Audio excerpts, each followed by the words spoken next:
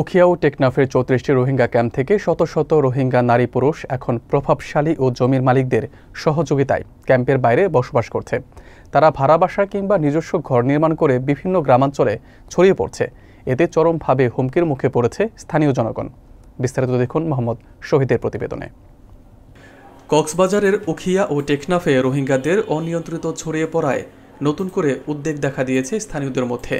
জানা গেছে, উখিয়া উপজেলার হাজম রোড, শিলেরছড়া, দৌছড়ি, কুতুপালং, বালুখালী, থাইংখালী, মুছারখোলা, তেলখোলা, গর্জনখোলা ও বাইলাখালী সহ বিভিন্ন পাহাড়ি এলাকায় শতাধিক রোহিঙ্গা পরিবার ভাড়া বাসা বা নিজস্ব ঘর নির্মাণ করে বসবাস করছে।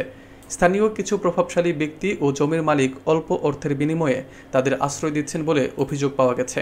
এর ফলে এলাকায় মাদক, অস্ত্র ও অপহরণ চক্র আরও সক্রিয় হয়ে উঠেছে।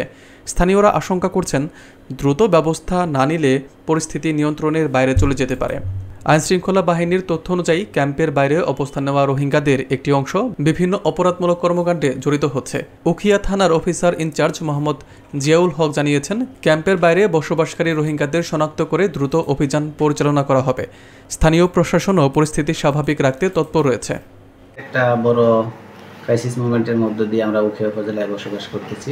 2017 সালের পর বাস্তুচ্যুত রোহিঙ্গারা বাংলাদেশে এসেছেন, যারা বর্তমানে দেখা যাচ্ছে যে রোহিঙ্গারা বা ক্যাম্পের বাইরে এসে বিভিন্ন জায়গায় বাসা ভাড়া করে থাকতেছে। মানে আমাদের কাছে এরকম নিউজ আসে, আমরা মাঝে মাঝে অভিযান চালাই। ভবিষ্যতেও যদি এই ধরনের কোনো অভিযান আমরা তথ্য পাই যে তারা এই ধরনের অবৈধ কর্মকাণ্ডের সাথে জড়িত, সুনির্দিষ্ট তথ্য পেলে আমরা অবশ্যই অভিযান করব।